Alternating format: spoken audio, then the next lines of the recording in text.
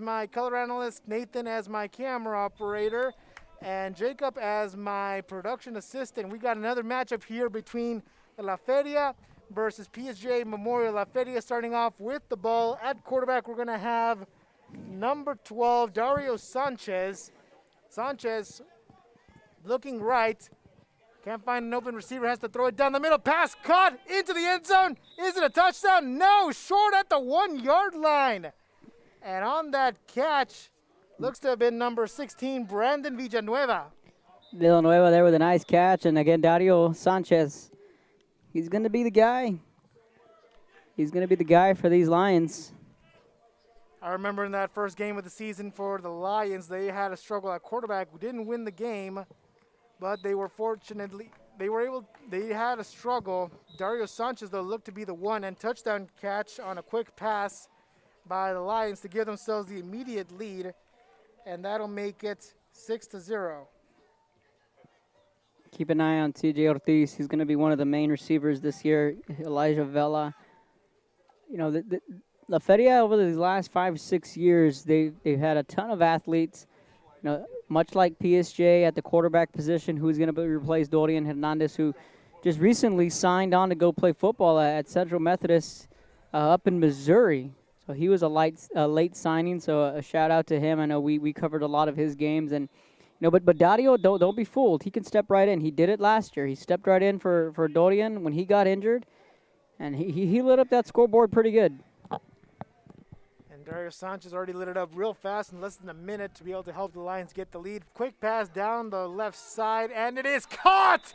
Oh, man, 2 explosive plays by both sides. That's a first down.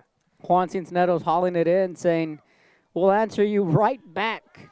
La Feria Lions. And Jaden Cruz with that pass, an unbelievable pass. And now the Wolverines going in spread formation, running back on the left side. Quick roll route right by Cruz. Cruz looking, throwing it off his across the hip. He'll get the pass completion. Pass is caught by Daniel Gonzalez. And Gonzalez is going to have the ball down just at the 2 yard line. So it's second down and goal. Both teams did the exact same plays. The only difference is that right now there was a touchdown flag on the play, and it's a quick draw. Is he in the end zone, or is he short? And they're going to call it short, but we'll see what the flag is. That was from the back. That was from the very end, from the end zone. Yeah, the back judge. Not exactly sure what he saw. It's against the offense. We know that for sure because they're going back. Right. Either way, that's going to make it a second down now for the Wolverines. Second down from just a little bit past the 5 yard line. And it's a quick snap, looking middle. Going to throw it down the middle. Gets the yardage back. He won't have the touchdown, but it's going to be a third down and just from the 2 yard line. PSJ Memorial looking at 5 plays, seeing if they can get themselves into the end zone, and looking left, can't find anyone open, has to throw a dart inside, and that's in for the touchdown. They answer back and make it 6 apiece. And on that was Javier Escalante with the touchdown catch. So both squads with touchdowns, and hopefully we can get an explosive offense. The last 2 games has been really more defensive sided. We'll see how both squads handle it. If you have friends and family who are interested in watching this game, they can tune into Rio Sports Live. You can find us on Twitter, Facebook, and Roku. All you have to do is look up Rio Sports Live. Lions with the ball. Remember, folks, that here on 7-7 football, it's a full 25 minutes, no stopping of clock. The only stoppage is going to be for injuries. CJ Ortiz, the snapper.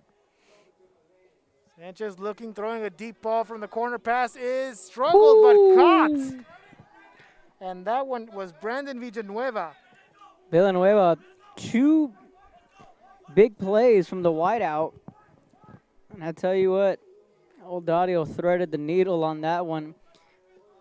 Tell you what, I love those old football helmets too, similar to the ones that were worn back in the 1920s when just professional football was about to begin. Pass left side, it is caught near the end zone, but he is short. That's Dario Sanchez on the dart. Pass was completed by Joaquin Trevino, and it'll be second and goal, correction, from the Oh, from the half-yard line. This will be interesting. We'll see how this works out as it's two wide receivers to the left, two to the right. It's going to be a quick pass in the middle. Nobody right in front of him. Touchdown, La Feria. And that one, Brandon Villanueva with another big play to help him out with the lead.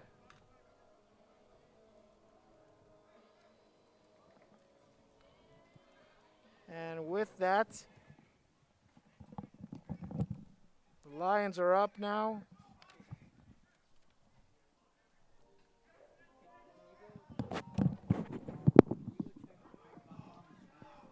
We'll see how the Wolverines respond now.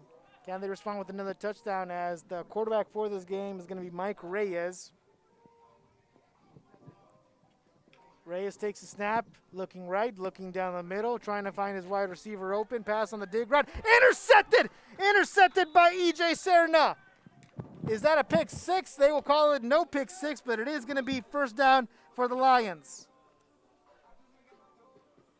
So the Lions will get the ball back, and let's see if Dario Sanchez can get himself a hat trick. A third touchdown pass would be really good for him.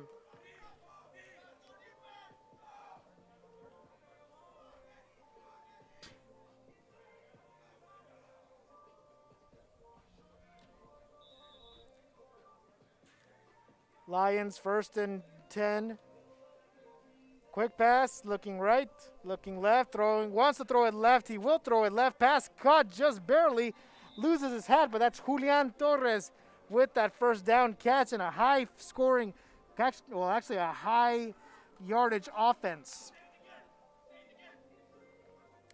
PSJA Memorial Secondary facing a big challenge with these speedy wide receivers getting open on those cut routes. Sanchez again looking left, he's going to throw a fader. One-on-one coverage, pass incomplete. His first incompletion of the game. Intended for the wide receiver. And that'll make it, it looks to be third down and short of the first down yard line.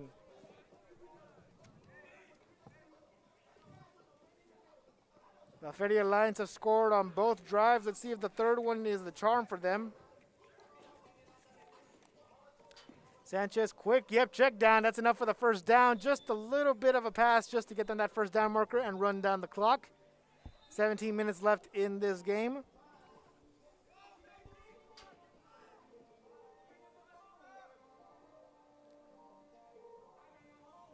La Feria, quick snap. Sanchez looking, he wants to throw a dart down the middle. Pass almost intercepted.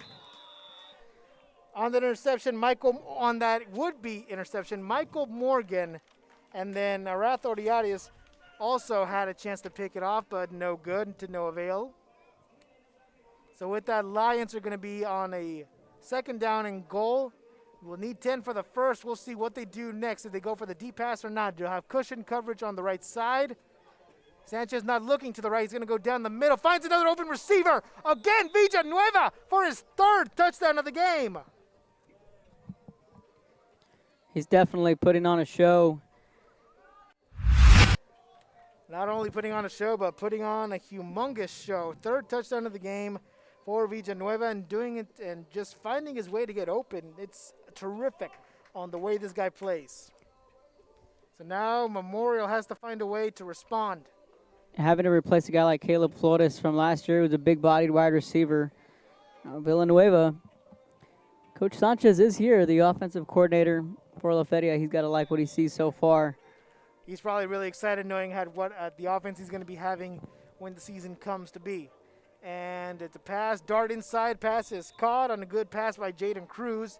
May not be enough for a first down, but it will be a second and short on that pass. On that catch was Steve Tijerina. Tijerina with his first catch of the game. And Cruz, calling the play, has a running back in the shotgun with him. Two receivers, spread formation, looking left, looking middle, throwing middle, check down, incomplete, too hard, not enough strength to hold on to it, incomplete. So that'll make it a third down now for the Wolverines, and they need a first down here. They want to catch up. They're down by 2 touchdowns. Yeah, Robert Balderas, the intended wide receiver. And again, you're seeing that little extra contact, something that they do allow here. Again, which I'm a fan of. And I agree, I'm a fan of it too. it helps them be ready for what's going to be a tough football season. An incomplete pass, underthrows it, hits the knee. Turnover on downs for the Wolverines, and the Lions are going to get a chance with the ball back. Do you think you can see Dario Sanchez throwing a fourth touchdown pass? Why not? And why not do it on the first play? I tell you what, if they do that, they'd be matching what Mission Veterans was doing. And Mission Veterans had a really good scoring offense. It'd be fascinating to see how both squads could play at each other if it ever happens. You know, traditionally, La Feria is a strong 7-on-7 team. They've made that state tournament a couple of times in this last decade, and they were always fun to follow. So these guys, they have it down. They compete in the Harlingen League in the summers, and they're always up at those qualifiers, particularly at the McAllen qualifiers where they'll qualify for state. And they've made some noise up there in College Station at the state 7-on-7 meet. I know. Dario is one of those boys who's been around there. He's seen it. They know a thing or two about 7-on-7. And it's showing right here. Sanchez looking left side. He's going to check it down to an open wide receiver. Zone coverage was not working out for them there, as that's going to be just short of a first down, maybe 9 yards. They will call it a second down play.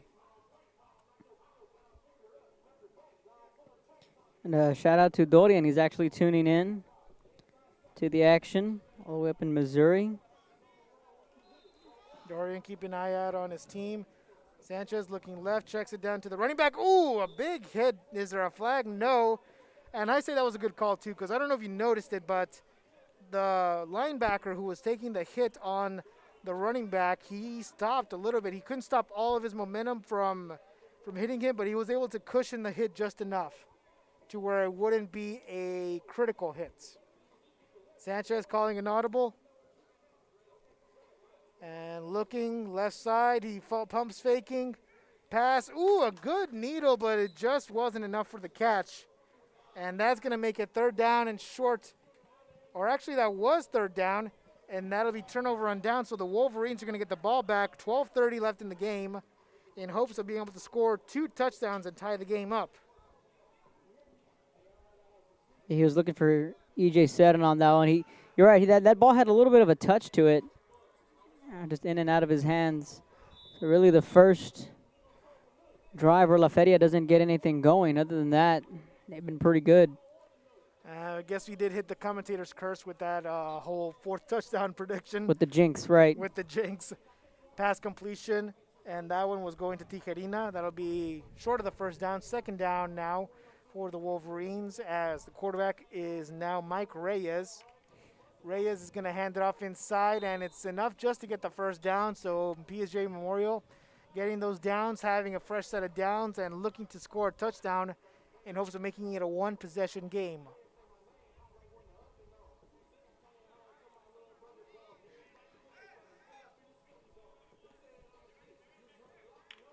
Reyes looking middle, looking right, looking middle, checks it down. Pass is caught for a completion, Joe Martinez. Not a first down, but it is going to be second down and manageable. Ball at around the 17-yard line. Reyes 2 for 2 on his passes so far, rolling left, looking for a wide receiver. Can't find anyone, has to throw it down in the end zone. Pass is caught, flag on the play. Javier Escalante was able to haul that one in. There is a flag. It might be, I don't want to say, it was defensive pass interference. I was against the offense. Cause it's very rare you see an offensive interference, and that's what the case, a little push off there. The initial thought that would be the call, but then again, it's not often you see that offensive pass interference. It's a tough one to see, but it looks like it as the offense is moving back, so that touchdown is negated. And now PSJA Memorial on a second down play is going to have to try and get all that yardage back. As the clock ticks down, 10 minutes left in the game.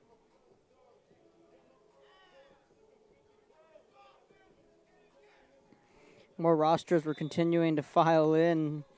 We had Donna, Palmview, And then you notice Nicky Rowe just San came in, Benito, right? Nicky Rowe, Team Goat. Ooh, rush on the QB. He is touched. And the refs do blow the whistle.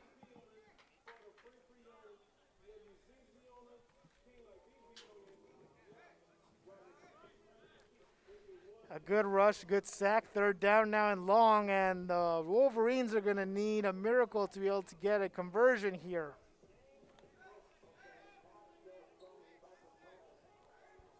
Wolverines have not shown much success in the deep passing game. We'll see if that can turn around here. Third down and long, spread formation.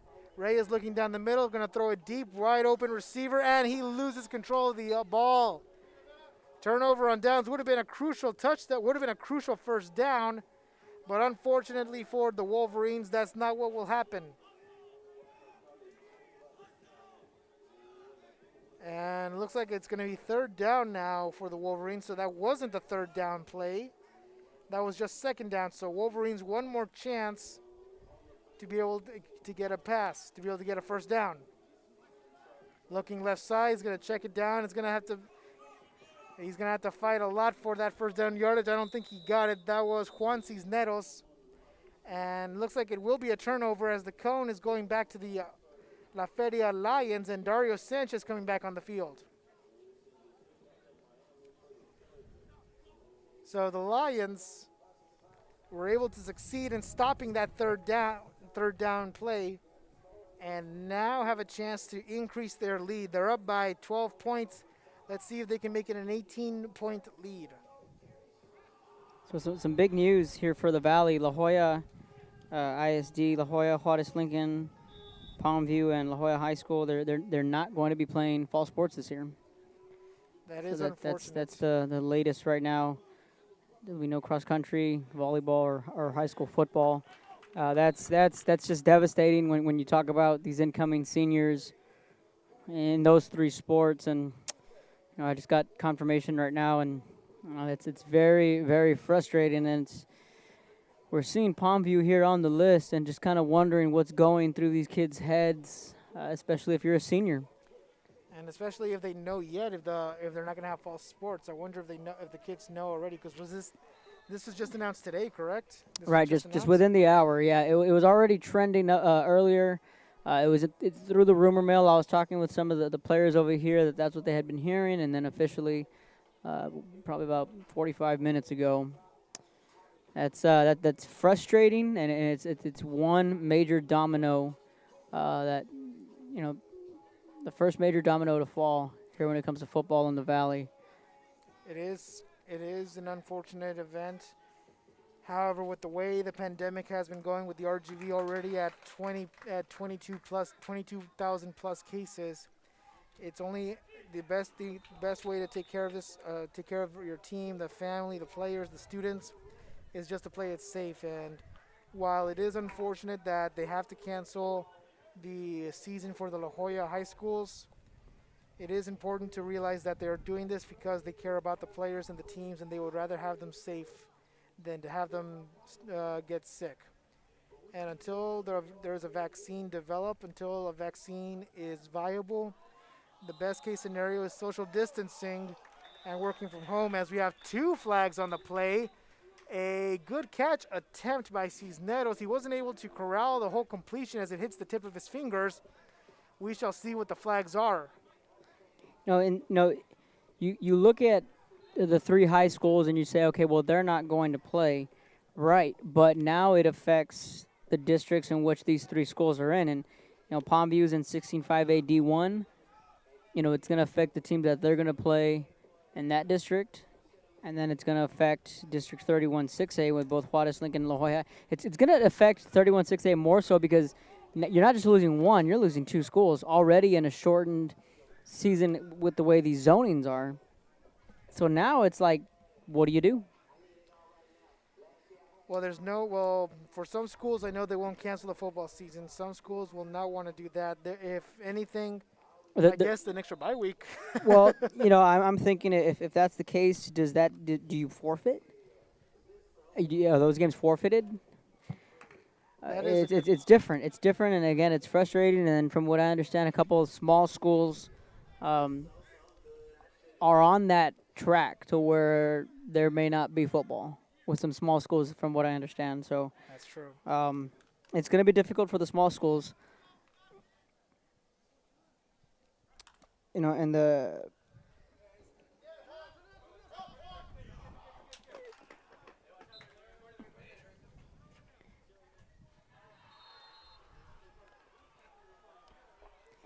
and and the pass. thing, the thing is that La Jolla doesn't plan on having in-person learning until November.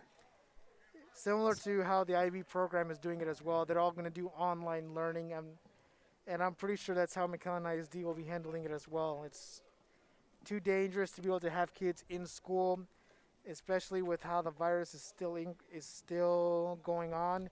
Well, fortunately, the cases have gone down, as in the number of cases have decreased over the past couple of weeks. It's still too soon to say if they can have students come to school or not.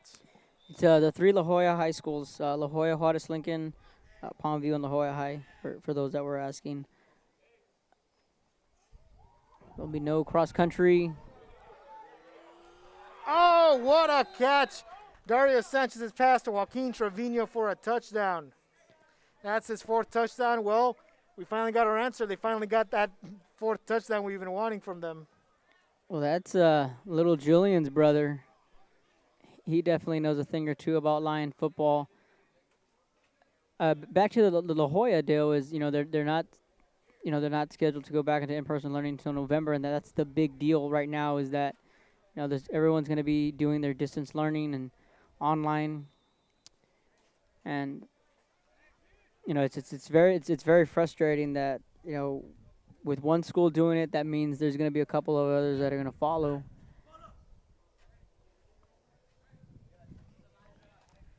It's a domino effect, as you mentioned, and we're not sure what will happen. I mean, La Jolla, the three schools of La Jolla have already made it official. We're not sure how McAllen ISD will handle it.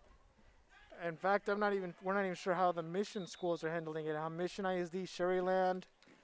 Imagine if Mission veterans also had to cancel their season. It would be tragic for the students, especially for players that are in the senior season, like you mentioned.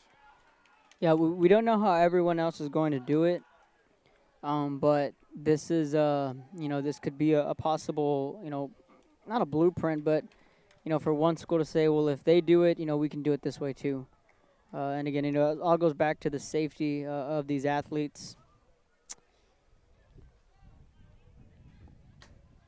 And right now, we've been, I think we're about maybe week 2 or 3 into the coverage over in Corpus, and they're full blown. They're ready to roll. Deep pass is caught. First down and goal from the 5-yard line.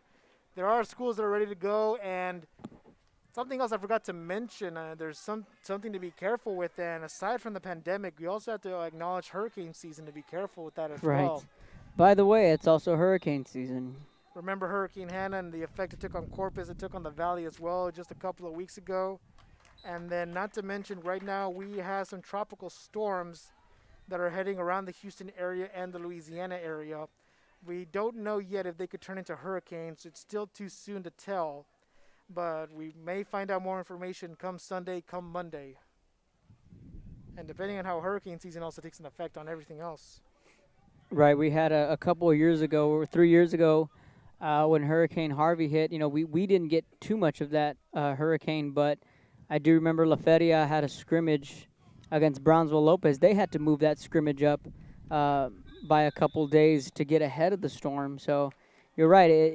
The weather too is going to play a factor, considering the time of year we're in. It's prime time hurricane season. So. And let's not forget as well that universities have also been affected by Hurricane Harvey. I remember at my university, North Texas, that Lamar University was supposed to play Texas A&M, but they had to they had to play UNT, and they only had 3 days of practice because the hurricane really took an effect on them, and it affected how well they could play. And it was against Texas A&M, not North Texas. And Sanchez is going to check it down. Good trick play. Ooh, incomplete pass. And it's the clock sticking down to the final seconds of the game. Feria right now just trying to kill as much clock as they can, get some practice on before the next match begins. Dadio's as good as an athlete as they come. The kid can also play point guard on the basketball team, and he's pretty shifty on the court. And hopefully these Lions get to have a season, and we'll be excited to see what Dario can do. San Benito right here to our left in their purple uniforms, and they're fixing to hit the field. Looks like they may be next up here on our slate.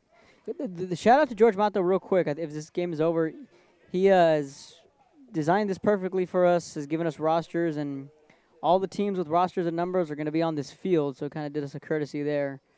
And then a shout out to everyone else involved on getting us these rosters in a timely manner.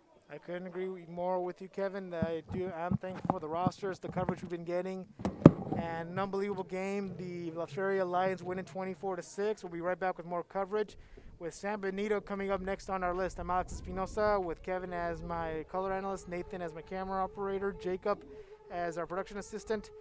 This is Rio Sports Live.